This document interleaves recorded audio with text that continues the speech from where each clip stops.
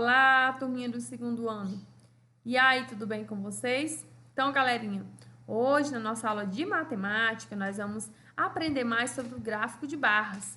Lembra que a gente já trabalhou esse conteúdo? Então, pessoal, hoje, além de entender o que é um gráfico de barras, bem como ver a construção do passo a passo de um gráfico de barras, nós vamos realizar comparações utilizando esse gráfico de barras, tá certo?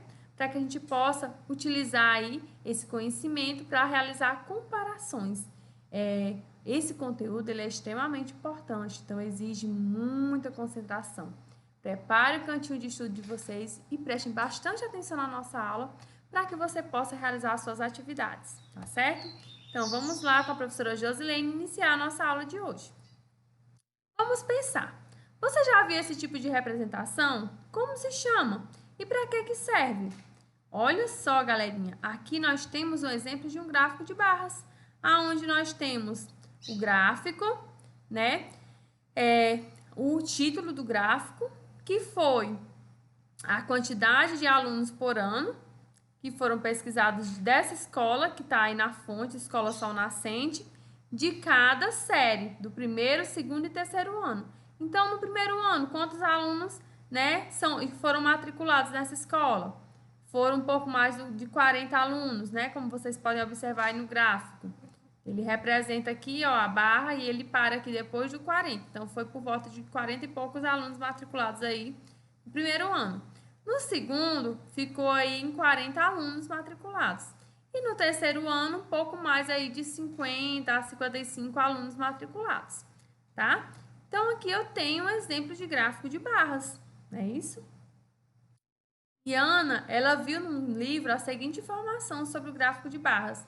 O gráfico de barras é uma forma de resumir um conjunto de dados. Ele permite uma rápida visualização dos dados, possibilitando a obtenção de informações rapidamente.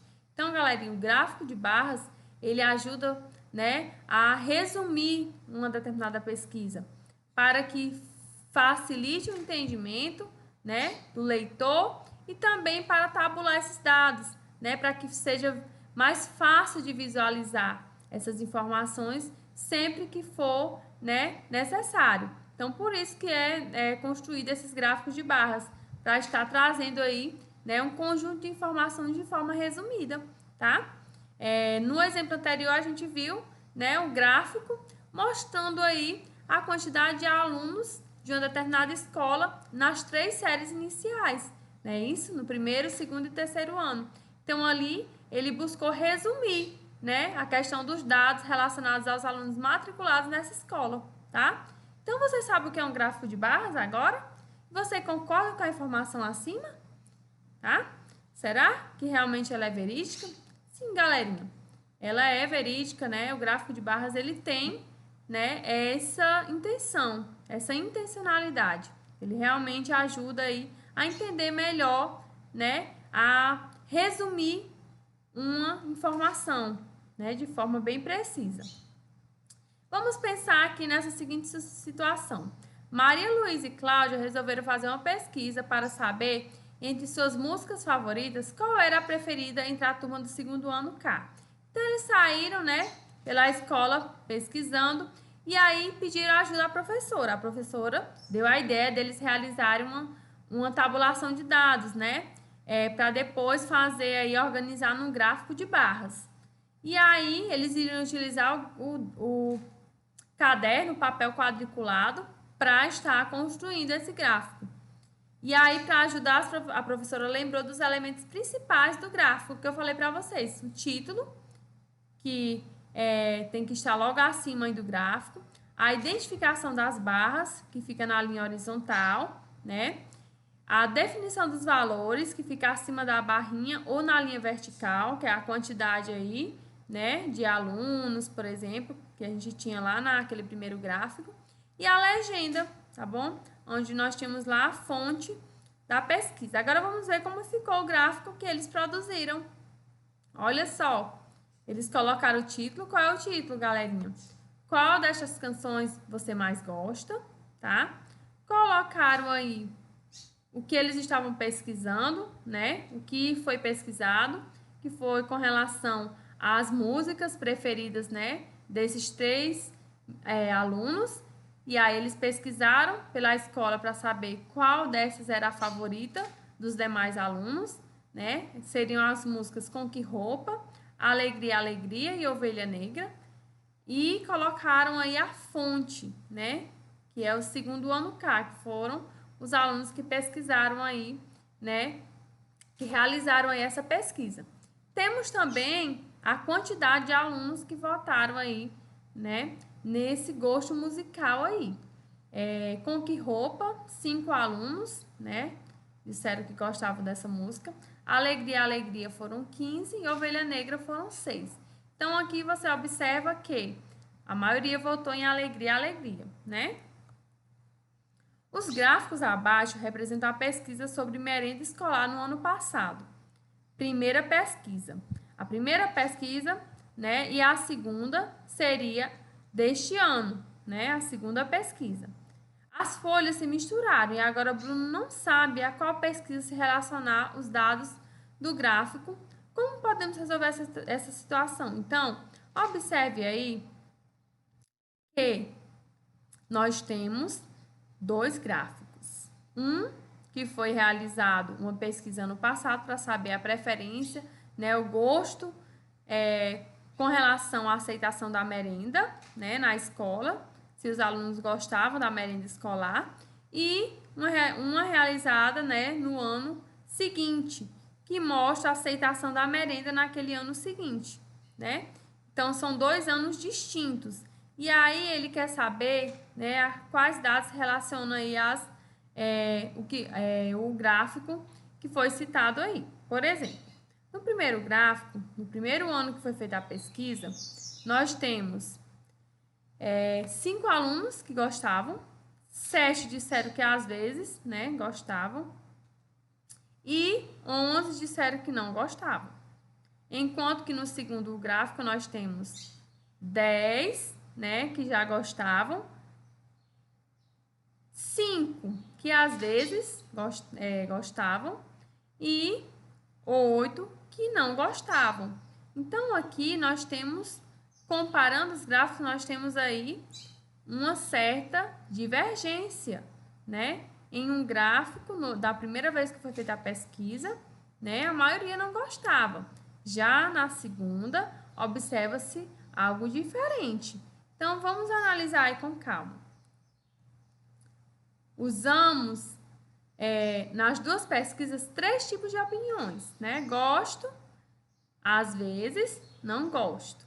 Colocamos as informações nas tabelas abaixo, né? Observe as tabelas dos 2 anos e tente nos ajudar. Então, na primeira pesquisa, né? Quem gostava era 5, os que comiam às vezes 7, os que não gostavam 11. Na segunda pesquisa, como vocês viram lá, 10 já gostavam, 5 comiam às vezes e 8 não gostavam. Então, quantos alunos disseram que gostam da merenda aí na primeira pesquisa? Vamos analisar. Primeira pesquisa, vou olhar primeiramente para o gráfico para analisar se ele está referente aí à primeira ou à segunda pesquisa. Então, encontrei aqui primeira pesquisa. Então, alunos que gostam, né? Gosto.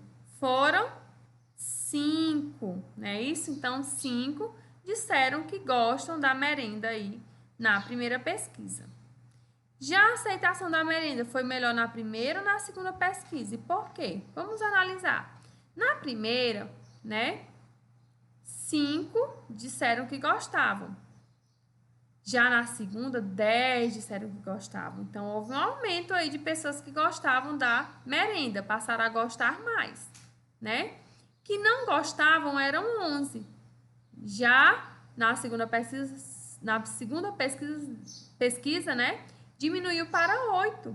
Então, teve uma diminuição aí de alunos que não gostavam da merenda. Então, observa-se que aumentou a quantidade de alunos que gostavam e diminuiu dos que não gostavam. Então, na segunda pesquisa, né? Na segunda pesquisa, observa-se que a aceitação da merenda foi melhor, porque na primeira apenas 5 alunos disseram gostar da merenda.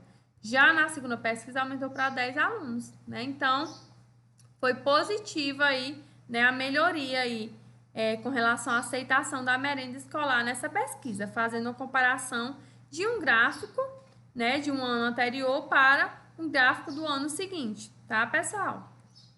Agora vamos para o próximo exemplo, trazendo dados a respeito dos Jogos Olímpicos e Paralímpicos. Galerinha, esse próximo slide, né, ele trata aí de um gráfico trabalhando justamente os Jogos Olímpicos e Paralímpicos, que são realizados a cada 4 anos, né? Atletas de centenas de países, eles se reúnem num país sede para disputar um conjunto de modalidades esportivas. A própria bandeira olímpica representa essa união de povos e raças, pois é formada por 5 anéis entrelaçados, que seria a bandeira olímpica aí das Olimpíadas, representando aí os 5 continentes e suas cores. A paz e a amizade e o bom relacionamento entre os povos e o espírito olímpico são os princípios dos Jogos Olímpicos. Então, os Jogos Olímpicos e Paralímpicos, Paralímpicos são para as pessoas, né, com necessidades especiais, então elas, né, participam dos Jogos Paralímpicos e Olímpicos na modalidade normal, tá certo? Então, existem as duas modalidades que são realizadas aí de 4 em 4 anos, em cada ano, né, em uma sede aí, em um país, tá certo?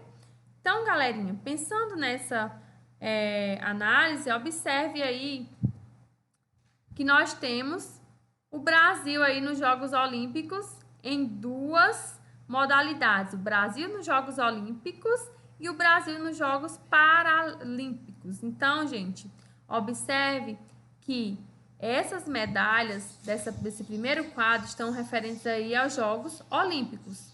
E do segundo quadrinho está referente aí aos Jogos Paralímpicos. Então, comparando as duas, a gente observa diferenças, né? Isso por quê? Porque a quantidade de medalhas aí, de ouro, de prata, de bronze, são diferentes. Vamos analisar nesse primeiro gráfico do Brasil nos Jogos Paralímpicos, né? Quantas medalhas o Brasil ganhou nos Jogos Olímpicos? Nós temos ouro, o Brasil ganhou 23, né? De prata, o Brasil ganhou 30 e de bronze, o Brasil ganhou 55. Já nos Jogos Paralímpicos realizados, né, observa-se aí que no Brasil os Jogos Paralímpicos deram 73 medalhas de ouro para o Brasil, 83 de prata e 73 de bronze. Então, a gente observa que houve aí um aumento, galerinha, um aumento aí da quantidade de medalhas dos Jogos Paralímpicos para os Olímpicos, né? Ou seja, as pessoas com necessidades especiais, né? Elas conseguiram aí alcançar uma quantidade maior, né? De medalhas, né? Isso, nesses jogos. Então, isso é algo bem positivo. Então, galerinha, quantas medalhas de bronze o Brasil ganhou nos Jogos Paralímpicos em 2012? Vamos observar? Olha só, nós temos aí medalhas de bronze, né, nos Jogos Paralímpicos. 73 medalhas o Brasil ganhou nos Jogos Paralímpicos, né? De acordo com a observação aí. Comparando os dois gráficos acima, em qual modalidade o Brasil ganhou mais medalhas de ouro? Olha só, nos Jogos Olímpicos o Brasil ganhou 23 medalhas de ouro. Já nos Jogos Paralímpicos ele ganhou 73 medalhas de ouro. Então, 23 é menos que 73. Então, foi nos Jogos Paralímpicos que o Brasil ganhou mais medalhas. Observe que a barrinha, né, aqui relacionada a ouro está bem maior do que nos Jogos Olímpicos. Então, né, nos Jogos Paralímpicos o Brasil ganhou mais medalhas aí de ouro. O Brasil ganhou mais medalhas na modalidade de Jogos Olímpicos ou Paralímpicos? Vamos ver, né? Na modalidade de medalhas de ouro, nos Jogos Paralímpicos o Brasil ganhou mais, que foi 73. Nos Olímpicos, né? Nos Jogos Olímpicos só foi 23. Na modalidade prata, o Brasil ganhou 83 medalhas nos Jogos Paralímpicos e nos Jogos Olímpicos normais só foram 30. E na modalidade de bronze, o Brasil ganhou 73 medalhas aí de bronze na modalidade paralímpica e apenas 55 nos Jogos Olímpicos. Então, observa-se que, mais uma vez, os Jogos Paralímpicos, né, houve aí um recorde de medalhas, bem maior do que nos Jogos Olímpicos, não é isso? Então, aqui a gente tem uma comparação, galerinha. Uma comparação de dois gráficos. Nós temos dois gráficos onde ele traz informações, né, relacionadas aos Jogos Olímpicos e Paralímpicos. E fazendo uma comparação de quantidade, né, de medalhas, a gente observou aí que os Jogos Paralímpicos trouxeram mais medalhas para o Brasil do que os Jogos Olímpicos. Então, era isso que eu queria deixar para vocês, galerinha, com relação à comparação de gráficos, e bons estudos para vocês. Até a nossa próxima aula.